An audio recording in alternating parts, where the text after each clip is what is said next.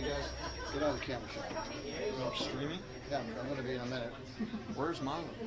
I don't know. He's on the bus. No, but like, where is the phone? Because I need to take part of this.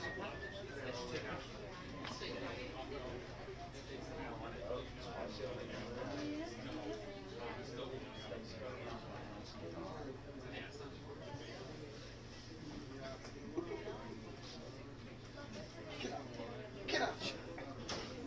I'm not in it. There's no camera. Get out.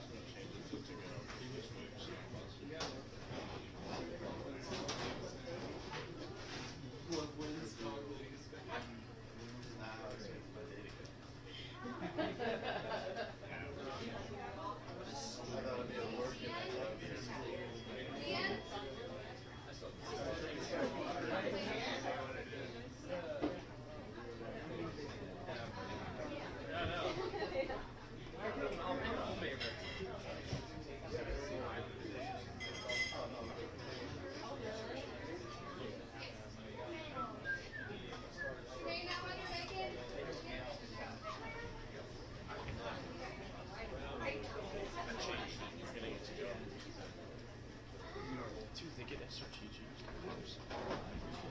Root beer? Yeah, I got it. Yeah, guy. Of course.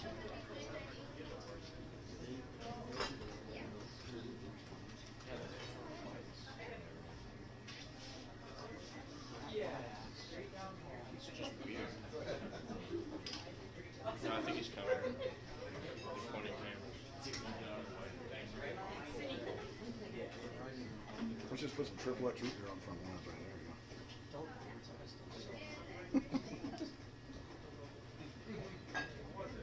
There it is.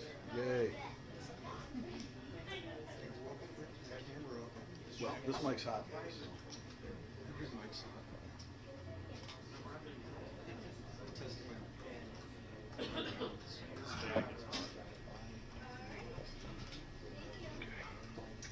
Thank God that's working.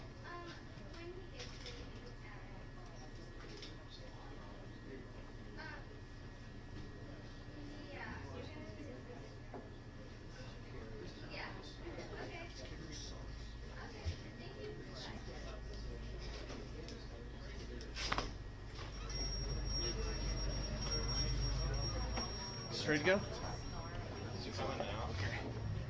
Oh gosh. All right. What do you need? Just tell Milo that he will be live as soon as he shows up. Tell me we're live right now. The camera's always on. So once he's... Alright, someone needs to tell him right now. Let's just go. Tell him just to come right up to the camera and begin. This mic's hot. Okay. So here. Are they both hot? What's up? Yeah. Okay, that's on right now. Are these both on? This is. I need to go right now. Okay, He's go. coming. He's coming.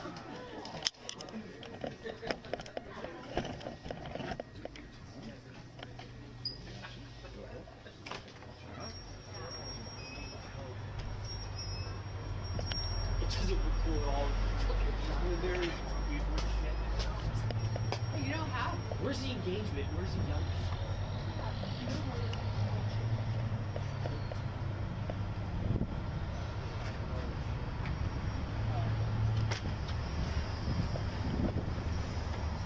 Just get a good shot. You're live. People are watching. Yeah. Stand by. Milo's on his way. We're here at Memories Pizza, Walkerton, Indiana.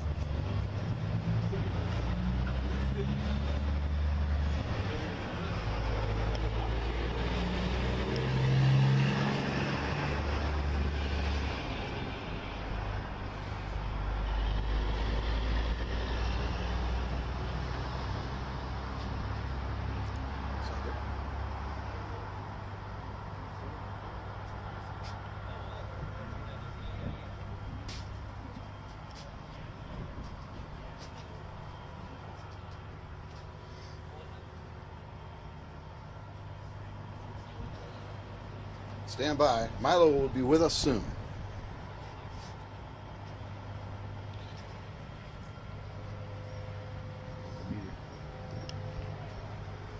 We have members of the local media here to cover Milo's visit to Memories Pizza.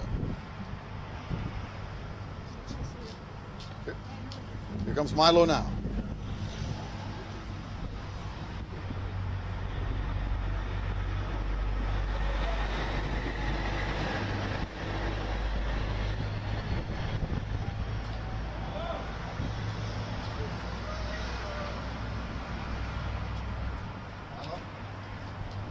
Very much.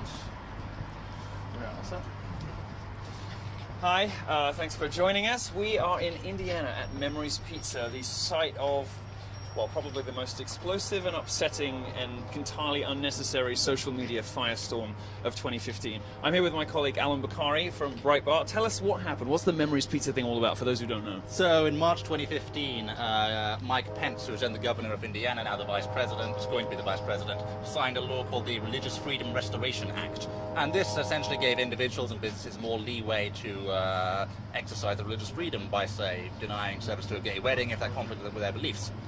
And in the same week the bill was signed into law, a reporter from a local station, Alyssa Marino, started shopping around for businesses that were willing to deny service to a gay wedding. Sort of trying, a bit like the rape shopping that Rolling Stone was against. Right, sort of trying to find somebody who said, you know what, maybe I'd probably rather not do that, so they could start one of these, you know, typical progressive witch hunts. And what happened to Memories Pizza? Well, yeah, I mean, Memories Pizza weren't looking for any attention. I mean, they were just minding their own business, making their pizzas with pepperoni and spinach and whatever. And this reporter started asking questions. And the reporter then wrote it up and said, you know, this is the first business in Indiana to deny service to gay weddings based on this new law. And it caused a huge firestorm. Leftists were, you know, really mad on social media. This was like the age of public shaming with Gawker. And it wasn't just on social media. They also sent death threats, didn't they? They were sending bomb threats. They were, I mean, the whole business had to be closed down. We're going to meet Kevin, the owner, in a minute and sort of hear from him about just how bad it was for them. But this is, in a sense, isn't it, the sort of patient zero, you know, the site of the first kind of terrible social media firestorm fueled by the progressive left that got people mad enough to vote for Donald Trump. Do you see this as a sort of first moment in the reaction against the sort of far left progressive stuff? The first moments of the backlash, yes. We already had Gamergate at that point as well. But, you know, people rallied around this business when they were closed down. They raised, I think, $850,000 on social media to keep the business open. So you definitely saw signs of that backlash coming. Right. It's all the first instance of that led, finally, at last, to the election of Donald Trump. Well, thankfully, Memories Pizza is still open. It looks like doing a roaring trade. There's people inside. Hello, we're going to go and see them in a second. We're going to go meet Kevin and Crystal, the owners. Talk to them a little bit about what happened to them in 2015 and where the business goes from here, and then I have a little something to say to the American gay community. All right, let's go in. Oh, thank you very much. Thanks a lot. Hey, how are you? How are you? How are you? Memories Pizza, everybody. All right, hey guys, how you doing? This is Kevin. Are you Crystal? Yes. Hi, nice to meet you. How are you? I hear you've got some pizza for me. You did wonderful. Thank you so much.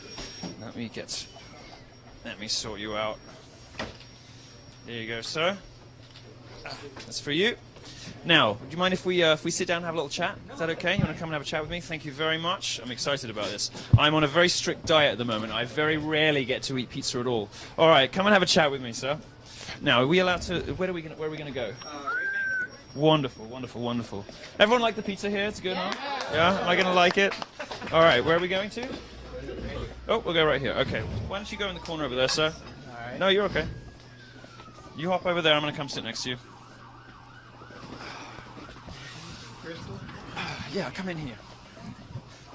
So, Kevin, tell me a little bit. I know you won't want to dredge up too much of the sort of awful things that you were subjected to, and by now people are used to hearing about the, you know, shaming tactics of the progressive left, the sort of awful, vindictive, spiteful campaigns people go on when somebody disagrees with their political or religious opinions. But give us just a little bit of a flavor for the people who don't remember this story of what happened to you when you made the mistake of answering a reporter's questions. Yeah, it just got real ugly real fast on Facebook, the internet.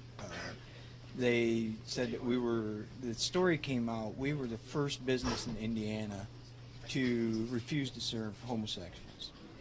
And then later in the story, they put in about not doing a gay wedding. Because that wasn't quite true, was it? I mean, it wasn't true at all. I mean, you just served me, for instance. Right. You know, it is not true at all that You're you. not the first. No, well, I'm sure. Not true at all that you didn't want to serve gay people. It's just that you, when asked, you know, you weren't looking for trouble, but when asked, you said, you know, I'd probably rather not do a wedding. Is that right? Right, that's right. We just would not, because of our faith and our biblical beliefs, we just don't feel that's the right thing. If they want to get married, that's fine. I can't stop it. All I can do is create anger if I try to stop it. That's up to them. They live their life. They want to get married, they get married. Don't make me be a part of it. And that's the American way, isn't it? I mean, you know, everybody left to their own devices. Crystal, let me just ask you, what was the impact on your family of what happened? I mean, the business had to close for a really long time, didn't it? About a week, yes. Yeah, you closed. Basically went into hiding. And what was the effect on your family and on your friends of this you know, this campaign of terror and hatred in a way? You know, these people trying to shut down your business. How did it make you feel? Scared, afraid, terrified.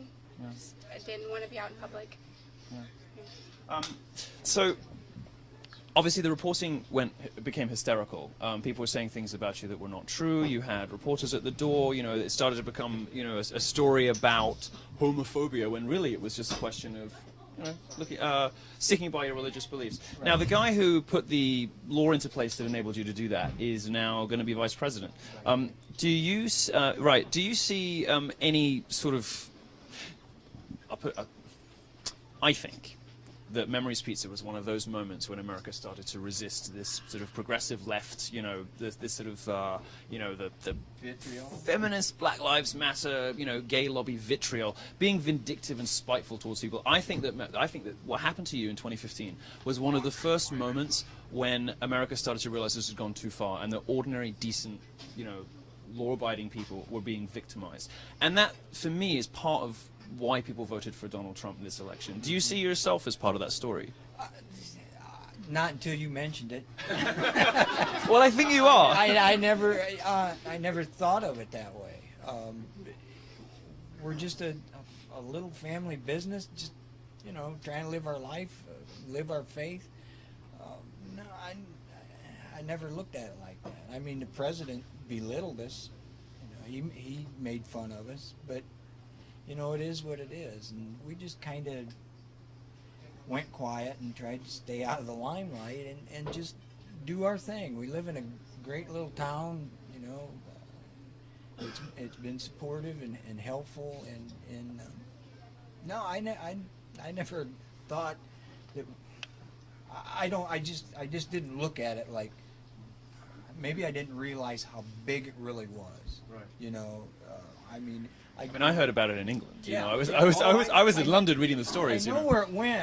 I mean, we got calls from Israel, from Japan, from Norway, all over the world, but it didn't sink in. I mean, I live in a town of 1,800 people. I grew up in a town of 1,800 people. I grew up in a 10-mile radius, and you know, that's my world. I lived in the city. I don't like the city, but it just didn't.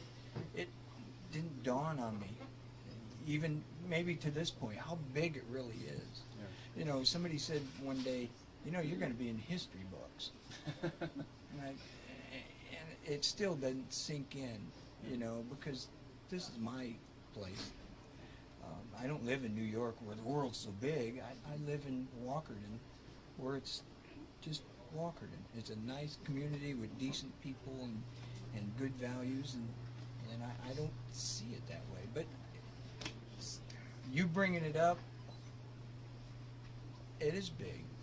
I tell you why it matters, I think. It's because America got behind you.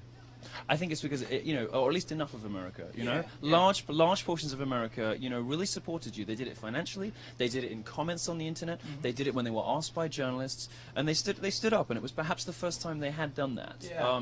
You know, for a business or an individual who's being victimized like this. And there's no other way to put it, really. That was great, because you didn't, I mean, at first, we felt like we were the only ones in the world. Yeah. And then in less than 24 hours, all the support started pouring in, and that builds your spirits. That builds your everything, because we were ready to just We didn't know where we were going to hide. We just wanted to get away from it. Were you worried you'd have to close the business? Yeah. I had determined that we were going to shut down for a while, but not permanently. But all that support, just the moral support that came in from everybody, it's. There are people out there who believe the same way I do. You know, when you feel like The place is full of them today. yeah, when you get in that situation, you feel like you're on an island, and then all this support starts coming in, and you see, well, like when Mr. Trump got elected. Wow, there are people in this country that think the same way I do. But if to listen to the news, you would think you're this leper. You know, you're out in the leper colony, but it's not that way. But that's part of what I think got Trump elected, isn't it? This huge gap between ordinary people and the way that America is described on TV by people who live in Los Angeles and New York. They live in the bubble. Yeah, the D.C. bubble, the New York bubble, the California bubble. Those are great people. I've been to California. Those are great people out there, but they're not the ones being heard. Yeah. It's the what do you always hear, the squeaky wheel gets the grease. Well, the screamers are getting the grease, and we've all been so busy with our lives and trying to make a living that we didn't have time to be out screaming and hollering about every little thing that goes on. And then when we would stand up, they'd try and squash us back down. It's like Trump voters in this election, you know, just by virtue of voting for Trump, you're a white supremacist, or so, all kinds of amazing names the press has called us, deplorables, you know, was it Hillary said? I don't hate anybody. Crystal doesn't hate anybody. None of us in here, I don't think, hate anybody. It's just they paint us with that broad brush, you know. You can put the microphone down, you can shut off your camera, and you're still the same person to me. I don't care what your love life is. I don't care who your friends are. You're a person. You're just a person. Do you think that America would be surprised to hear you speak with such just ordinary compassion and decency compared to how the press represented you? No, because I think anybody in here would say the same thing. But this is the sort of America that you don't hear from very often in the mainstream media. It's a sort of it's the bit of America that doesn't get much of a fair hearing.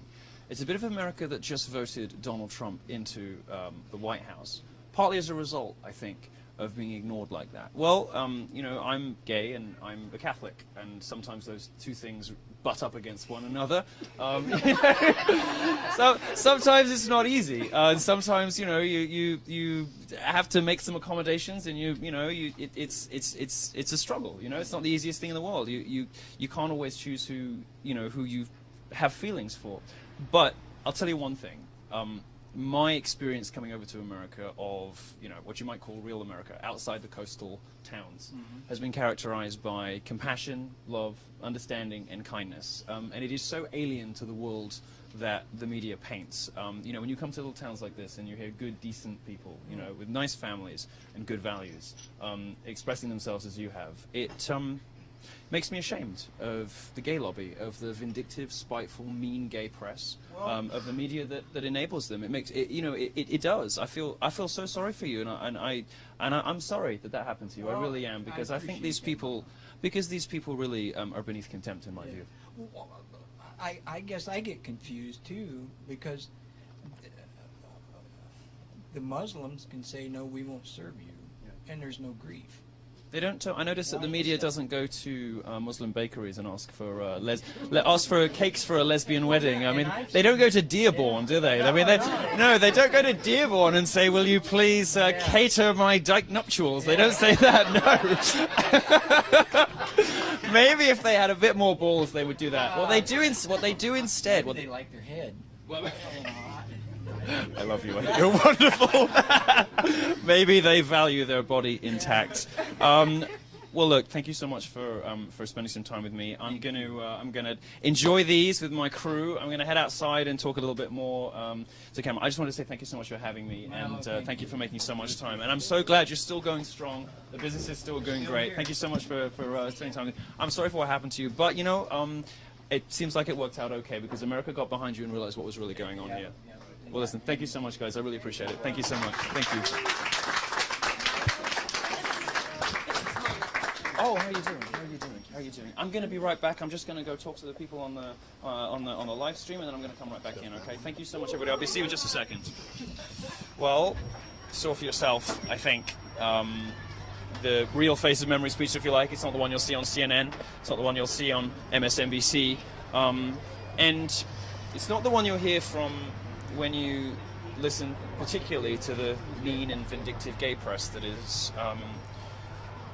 you know, they complain about how they were supposedly treated in the past, about the injustices and bigotry visited upon gay people by decent, ordinary folk like this who just really want to be left alone, turning a blind eye to the excesses of Islam, denying that there is any problem whatsoever in the aftermath of Orlando, pandering to and mollycoddling radical Islam, voting for people like Hillary Clinton who take hundreds of millions of dollars from Saudi Arabia where gay people are hanged off cranes and executed. And no, the media chooses somewhere like this, somewhere decent, somewhere good. Little Memory's Pizza in Indiana. And this is the example they choose to set because they're bullies and because they're liars. And it's deeply humiliating for somebody. You know, we live in an era of identity politics now where you're kind of judged by the group you fall into. Whether you're a woman, whether you're black, whether you're gay. It makes me pretty disgusted to be gay, to see how this good, decent, ordinary family has been treated by, you know, the other homosexuals. This has been Milo Yiannopoulos for Breitbart News at Memory's Pizza in Indiana. It's a great place to be. I'm going to go enjoy some pizza. Thanks, guys. All right, let's go. All done.